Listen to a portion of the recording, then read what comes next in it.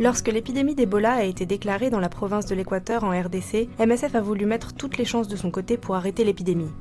Un nouveau vaccin, encore à l'étude, faisait partie de ces chances, mais la mise en place de l'essai clinique demandait des précautions très spécifiques. Un des sites a été installé à Bikoro, une ville dans laquelle plusieurs cas d'Ebola ont été notifiés. Avant d'entrer, toutes les personnes doivent se laver les mains au chlore et on prend leur température. Les participants sont ensuite dirigés à l'accueil, où un promoteur de soins leur explique comment se déroule la vaccination. Voilà pourquoi nous parlons de parcours. Première étape, le triage. Là, un personnel MSF en tenue de protection évalue si le participant est un cas suspect d'Ebola. En cas de doute, le malade est isolé pour éviter que le virus se propage.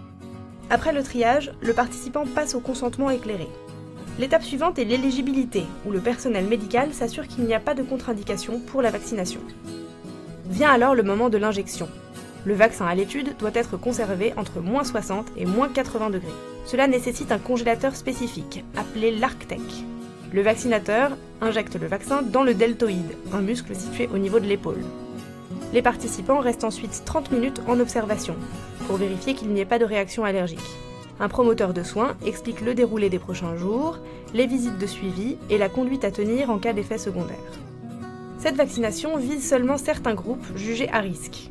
Ces personnes sont celles qui, dans la communauté, sont amenées à s'occuper des malades ou des personnes décédées.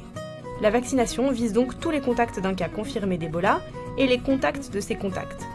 En général, la famille, les amis, les voisins. Le personnel médical, les guérisseurs traditionnels, les chauffeurs de moto, les religieux sont aussi des groupes à protéger. En moins de 3 semaines, plus de 1100 personnes ont été vaccinées sur 3 sites fixes et avec 5 équipes mobiles. Celles-ci empruntaient en moto des routes difficiles d'accès pour vacciner les anneaux des contacts après l'annonce de chaque nouveau cas suspect.